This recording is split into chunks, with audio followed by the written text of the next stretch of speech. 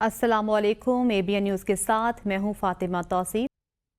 खुसूसी एहतसाब अदालत ने बानी PTI और बुशरा बीबी के खिलाफ 190 मिलियन पाउंड रेफरेंस का ट्रायल मुकम्मल करके फैसला महफूज कर लिया है, जो 23 दिसंबर बरोज पीर को सुनाया जाएगा। साबिक वज़ीर आज़म, उनकी अहलिया और दीगर के खिलाफ 190 मिलियन पाउंड केस है। क्या ये कब और कैसे शुरू हुआ? तफसीलात रावलपिंडी से इस रिपोर्ट में।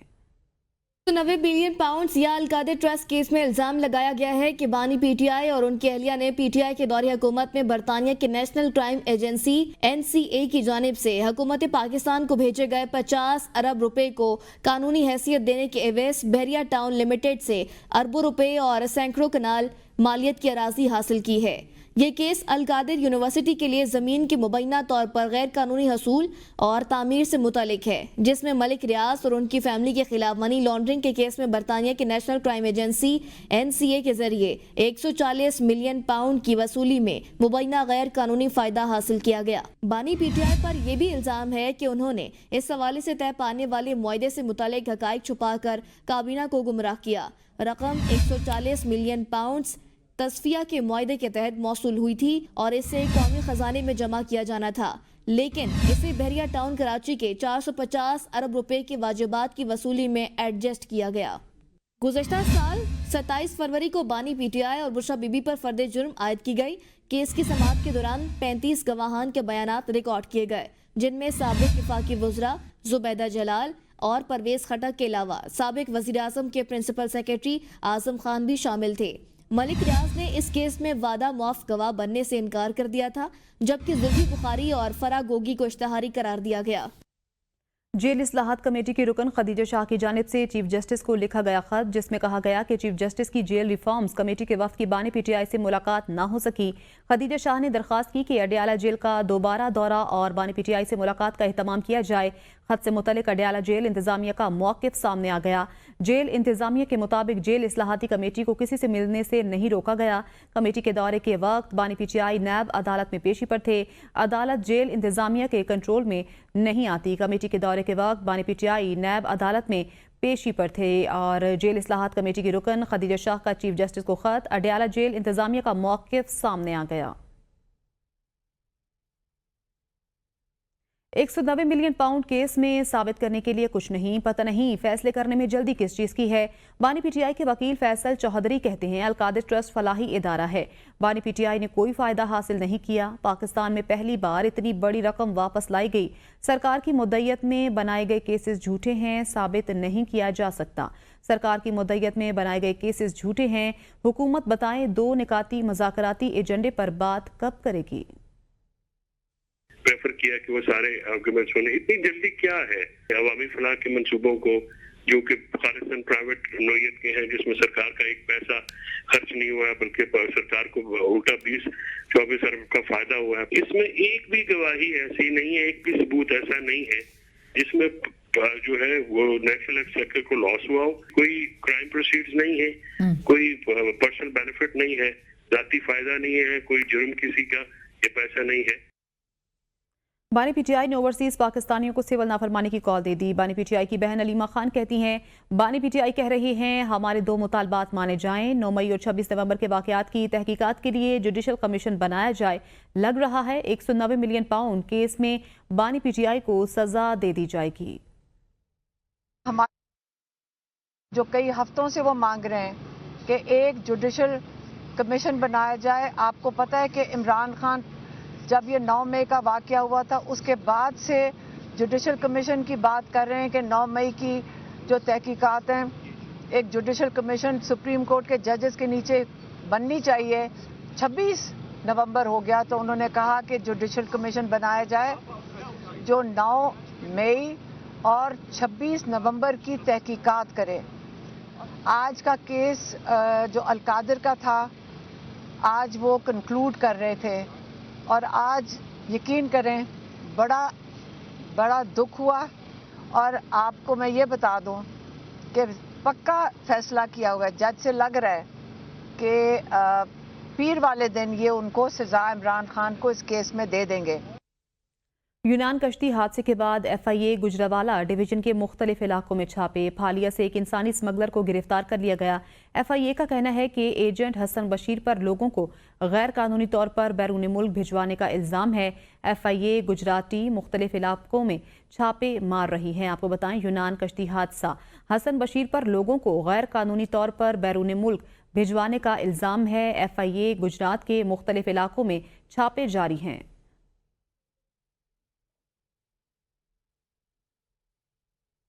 यूनान कश्ती हादसे में जाँ बहक पाकिस्तानियों की तादाद 40 हो गई। यूनानी कोस्ट गार्ड ने लापता पाकिस्तानियों की तलाश का रेस्क्यू ऑपरेशन खत्म कर दिया। ज़राए के मुताबिक लीबिया में अभी भी कमोबेश 5000 पाकिस्तानी मौजूद हैं। यूनान कश्ती हादसे में लापता अफराद के मिलने की उम्मीद दम तोड़ गई। खराब मौसम और सख्त सर्दी के बायस किसी का बचना मुमकिन नहीं। यूनान कोस्ट गार्ड ने रेस्क्यू ऑपरेशन बंद कर दिया। गुजरावाला में इंसानी स्मगलरों के खिलाफ 3 मुकदमा दर्ज। तारकीन वतन की 3 कश्तियों में से एक में 6 पाकिस्तानियों समेत 45 सवार अफराद को रेस्क्यू कर लिया गया।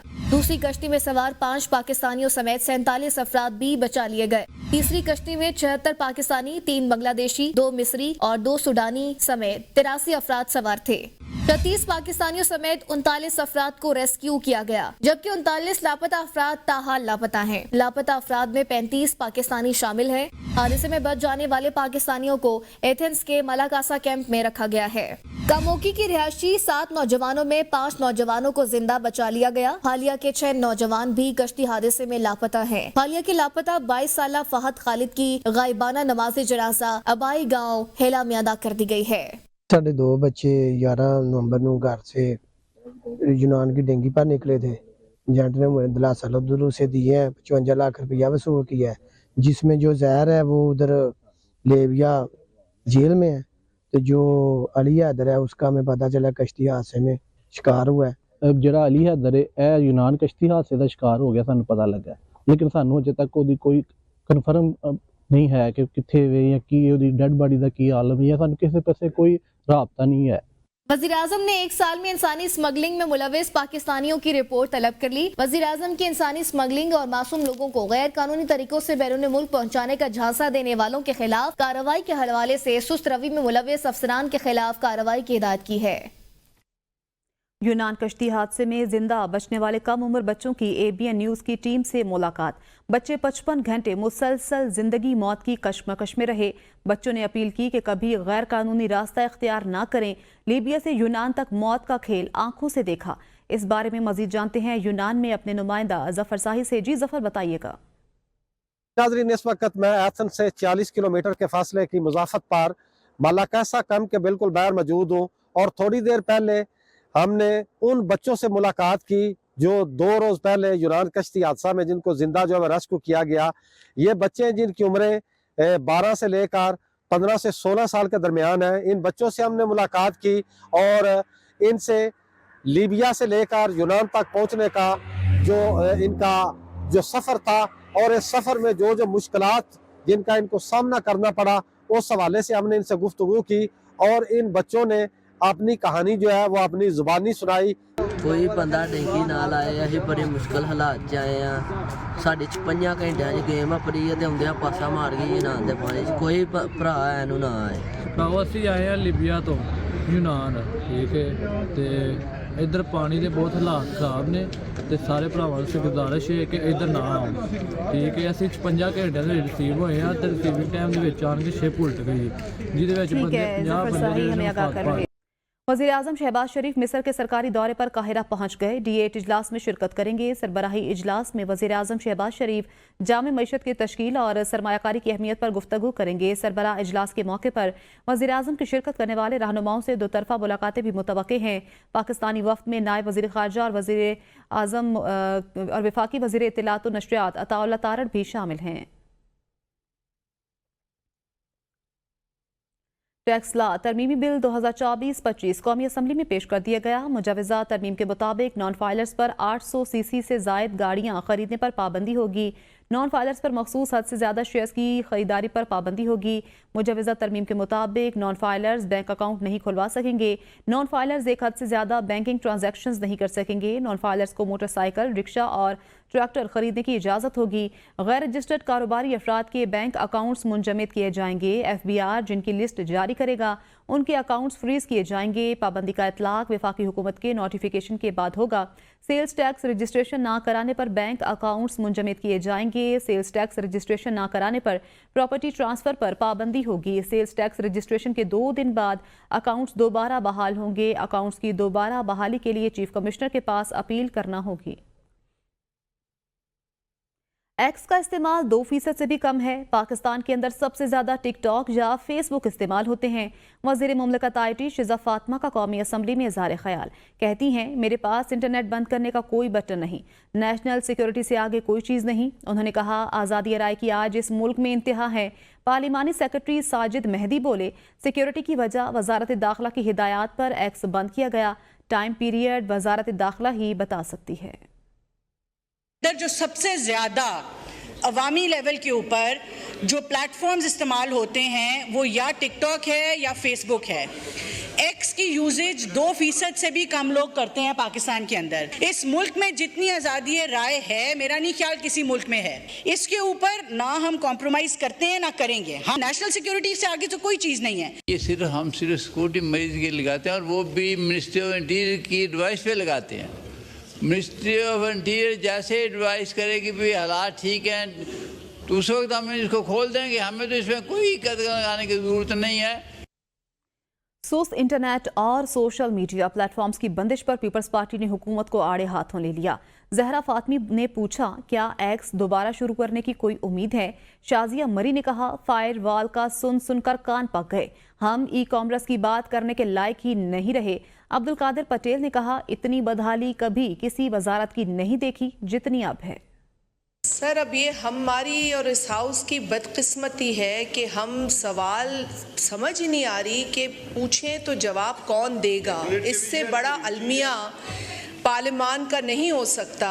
कोई किसी के कोर्ट में बॉल फेंक रहा है, कोई किसी के। यहाँ पे ये तमाशा थोड़ी देर पहले चला। डिजिटल पाकिस्तान पे हम बात कर रहे हैं जहाँ पे इंटरनेट फैसिलिटी है ही नहीं, और यहाँ पर जो जिम्मेदार हैं वो यूजर्स को कहते हैं कि जी आपका इंटरनेट सर्विस प्रोवाइडर गलत होगा। इतना सत्यानाश इंटरनेट का क्यों मार दिया गया है इस मुल्क को? खुदा के वास्ते जिन लोगों के कारोबार इससे मुंसलिक हैं उनको अरबों का नुकसान हो रहा है। इतनी बदहाली मैंने किसी वजारत की कभी जिंदगी में नहीं देखी जो कारकर्दगी इस वक्त इनकी है। बहुत सारे अपने काम की बातें भी लोग करते हैं, एक दूसरे से बात कर लेते हैं, इनसे कर लेते हैं। बंद होने की वजह से काफ़ी प्रॉब्लम्स आ रही है। काफ़ी लोगों में भी ये बेचैनी है कि ये बंद होने की वजह से हमारी बहुत सारे काम जो है वो रुक जाते हैं, या दूसरे मीडिया को इस्तेमाल करें तो उनसे हो नहीं पाता है।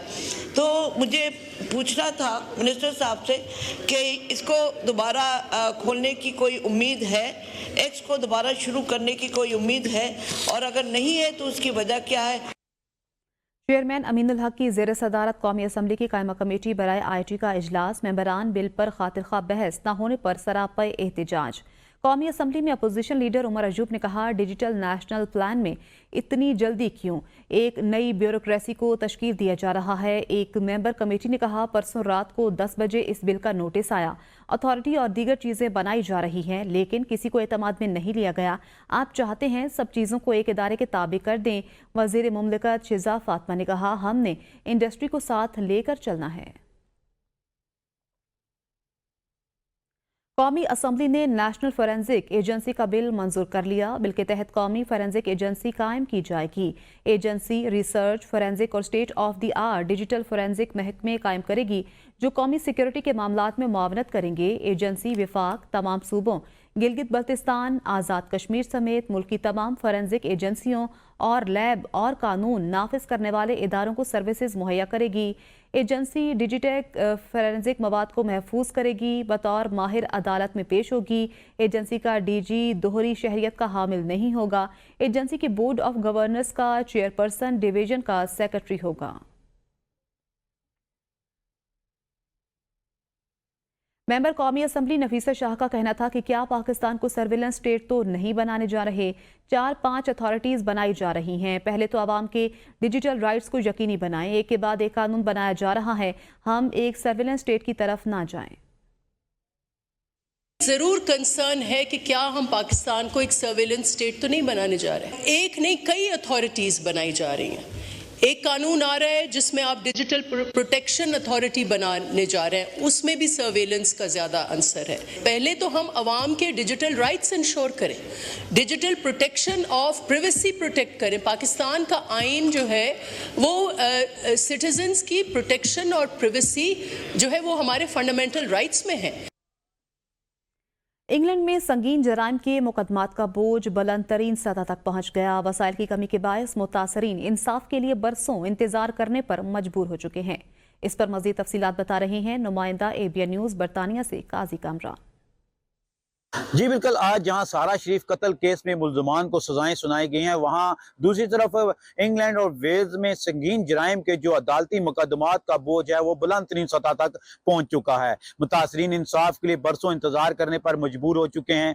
2024 सितंबर के अख्ताम पर 73,000 मुकदमात जो है ज़ेर इल्तवा हैं, वो जो 2019 के मुकाबले में दुगने हैं। इसी तरह क्राउन कोर्ट की बात की जाए तो वहां भी इस साल 10% मुकदमात में इजाफा हुआ है। दूसरी तरफ इन मुकदमात में ऐसे भी केसेस शामिल हैं जिनमें लोगों ने रेप और दीगर संगीन जराइम की इतला की, लेकिन वो भी अपने ट्रायल के लिए 4-4 साल से इंतजार कर रहे हैं। दूसरी तरफ यहाँ मैं आपको ये भी बताता चलूँ कि इंग्लैंड और वेल्स में पुलिस की तरफ से जो बड़ी तादाद में मुकदमात तो दर्ज हो रहे हैं, लेकिन उन मुकदमात को निपटाने के लिए अदालतों के पास जज हैं, ना वकला हैं, ना ही वसाइल, जिसकी वजह से पिछले 3 महीने में 1/4 मुकदमात को मुलतवी किया गया है। दूसरी तरफ जो बरतानिया की वजारत इंसाफ हैं, शबाना महमूद जो वजीर हैं इंसाफ की, उनका कहना है कि हमें फौरी ऐसे इक़दाम उठाने होंगे जिससे अदालतों पर बोझ भी कम हो और आवाम को जो मुतासरीन हैं उनको इंसाफ भी मिल सके। जी, अब तक के लिए इतना ही। देखते रहिए ABN न्यूज़।